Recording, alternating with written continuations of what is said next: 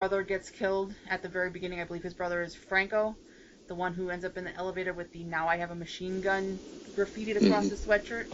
And he's just, you want to talk about scene chewing. From the moment his brother shows up dead in the elevator, understandably, I guess, to a degree, he wants McClane and he wants McClane dead. And it culminates in that big fight in the stairwell where he ends up getting, hung from the ceiling by a chain. But, so, even the crew that Hans Gruber surrounds himself with, I think they kind of offset his cool calmness, Bond villain nature with their sort of over-the-top hired gun mentality. And yes, they're nothing but a bunch of dumb jarhead types. Yeah, who are all following the man who's ostensibly supposed to be smarter than they are, Hans Gruber. And as we know, chaos ensues, courtesy John McClane, and their plan doesn't go as they had hoped it would. But we are getting to the bottom of the hour, so we have to take a quick break for our station ID and commercials. So stick around. We'll be back in 3 or 4 minutes. You are listening to the Modern Comments radio show here on Vigilant Liberty Radio, and when we come back from the break, we're going to talk about whether or not it's a Christmas movie. Here's just a sample of what you can expect when you listen to Amanda and the Edge of Anarchy Monday nights on Vigilant Liberty Radio. So freedom and liberty can actually help the state. Take marijuana, for example. If we legalize it, we should force Congress to smoke it. I mean, can you imagine the outcome of that? Hey, Senator Reid, I got a great idea. Let's just not tax Taco Bell. Leave them alone. Maybe they'll, take a taco and put it in your burrito. That's the Edge of Anarchy with your host, Amanda, Monday nights at 9 on Vigilant Liberty Radio.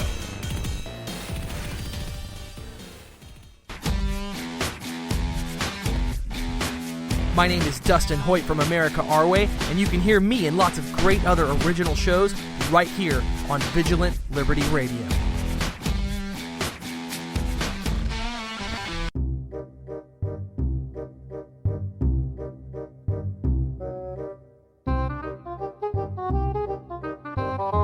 This is Ash Scow from the Washington Examiner, and you're listening to Vigilant Liberty Radio, where it's all fun and games until Taylor gets his feels poked.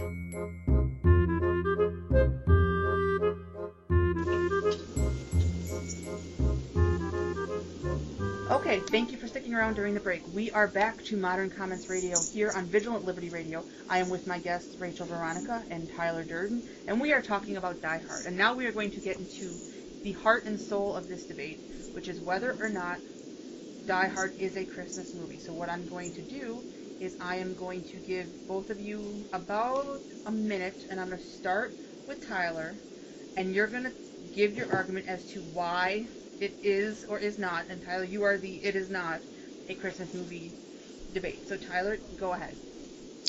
Well, I think the first and probably the best argument you can make for it not being a Christmas movie is the fact that when it was released in July of 1988. So it's basically a summer blockbuster movie. I think for a Christmas movie, sure, it took place, on Christmas Eve. There was Christmas music. And you had it, the jingle bells throughout and just different things like that. But if you took the Christmas element out of Die Hard, it would still be an awesome movie. I think when Die Hard was based on a book. It was based on a novel called Nothing Lasts Forever. It was an old novel, and they took that from the book. It was based, the same type of thing, where it was Christmas Eve when it took place. Christmas is a good way, though, to get the protagonist to where he needed to be for the story. You could use it, because of Christmas, McClane ended up going out to L.A. to see Holly and the kids and spend time with them. And that's how he ended up at Nakatomi in and that's when the terrorists took over. But I know a lot of people say it is a Christmas movie because it happens at Christmas and it's an awesome movie, and I think that's the main point.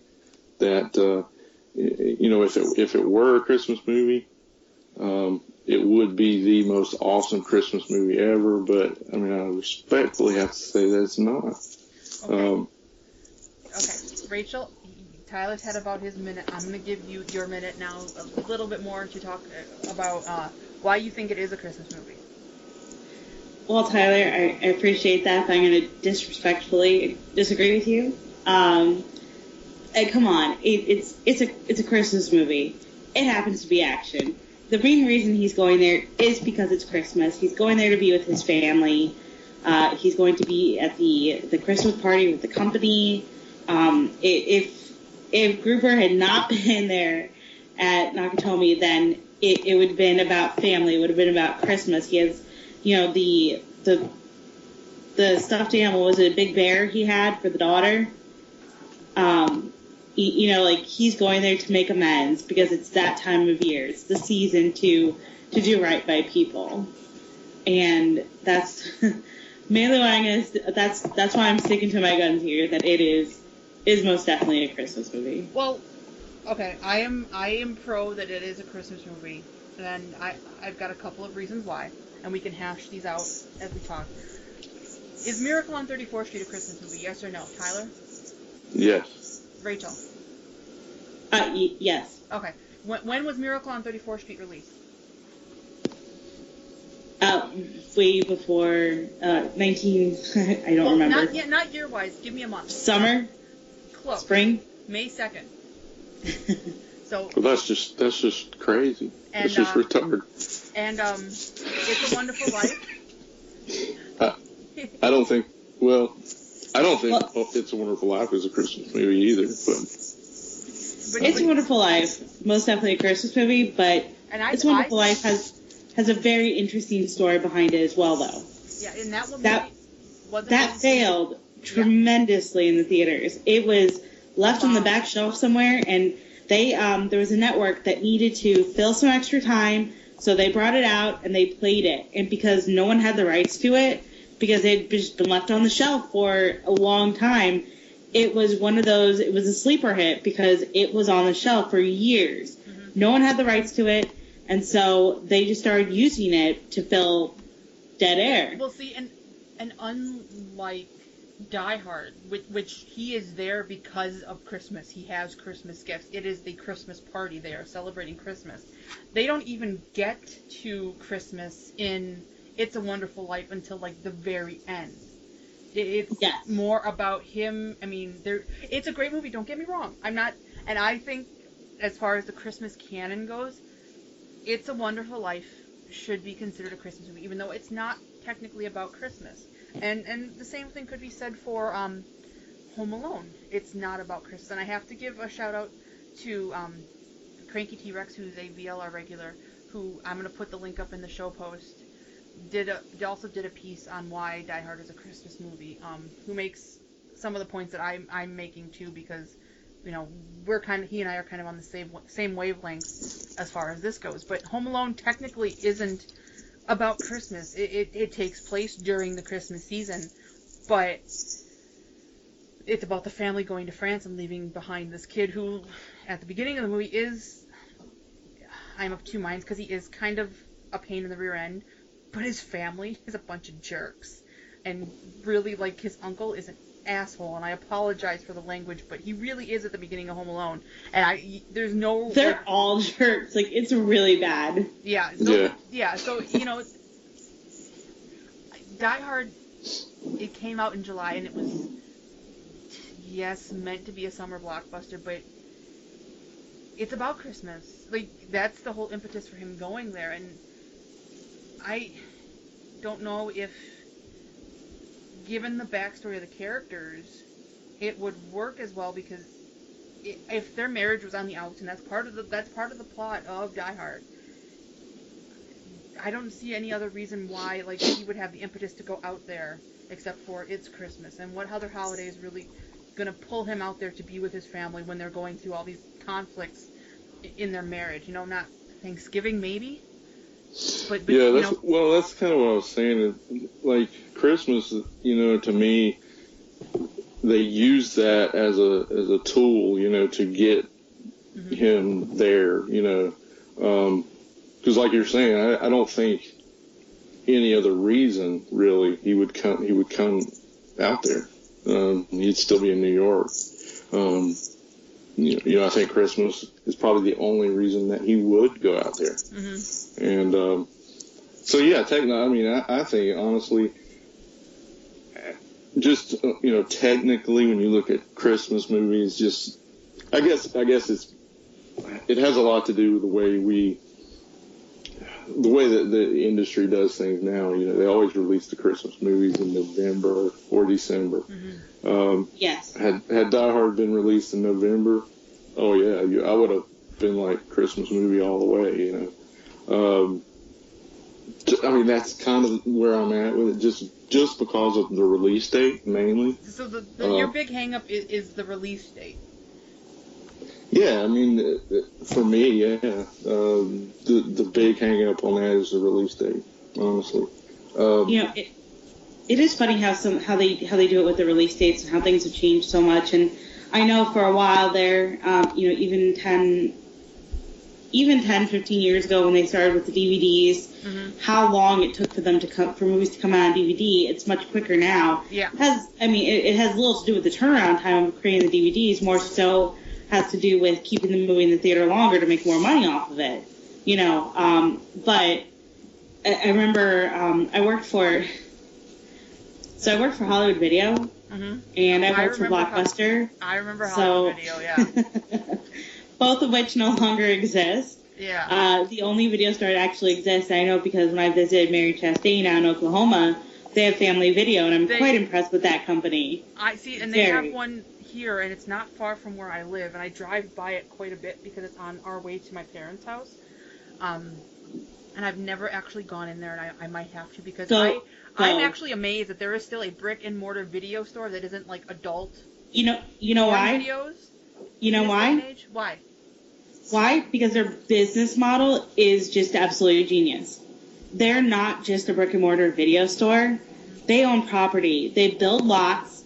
They buy lots. They build strip malls. They partner with other companies. They have sister companies. Marco's Pizza, I believe, is one of them. Yeah, and so every time you see a Marco's Pizza, you expect to see. You expect to see them close to each other. Yeah. Because that's what they do. Okay, that makes sense because there is a Marco's Pizza in the specific location that's here. So their main business is real estate development. So that's what allows give them their money to do exactly. Technology has changed. Just think about that since Die Hard came out, even like in our lifetime, because we're all, Rachel, I know you're about a year older than I am, and Tyler, you're a little bit older than both of us, but we're all still in that cohort.